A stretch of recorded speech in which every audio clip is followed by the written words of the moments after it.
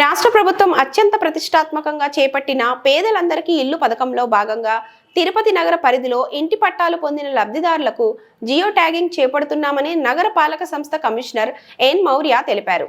Geo tagging వెళ్లే లబ్ధిదారుల వాహనాలను సోమవారం కమిషనర్ జెండా ఊపి ప్రారంభించారు.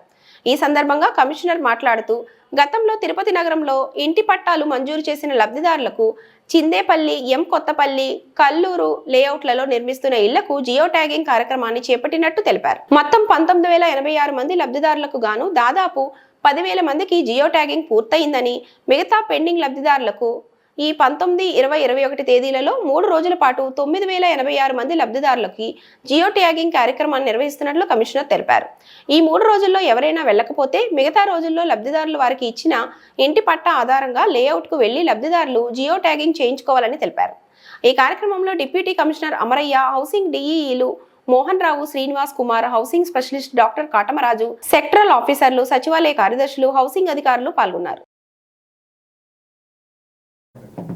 హౌసింగ్లో urban beneficiaries first DPR approve అయినప్పుడు 19,086 మంది ఎలిజిబుల్ అయ్యారు బెనిఫిషరీస్. ఈ 19,086 మందిలో 10,000 మందికి మనము జియో ట్యాగింగ్ ఆల్రెడీ చేయడం జరిగింది.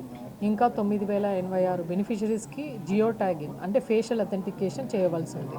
ఎందుకంటే వీళ్ళంతా కూడా డిఫరెంట్ స్టేజెస్లో, ఆర్ఎల్ స్టేజ్లో or RC stage, BL stage, BBL స్టేజెస్లో ఉన్నారు. వీళ్ళందరికీ మన స్టేజ్ కన్వర్షన్ అవ్వాలంటే కంపల్సరీ ఫేషియల్ అథెంటికేషన్ అవ్వాలి. అండ్ ఇవి కూడా ఆప్షన్ 3 కింద మనం చేస్తున్నాం. కాబట్టి ఈ 3 days డ్రైవ్ పెట్టి బెనిఫిషరీస్ని మనం కూడా బస్సెస్ పెడుతున్నాము. 6 లేఅవుట్లు ఉన్నాయి మొత్తము.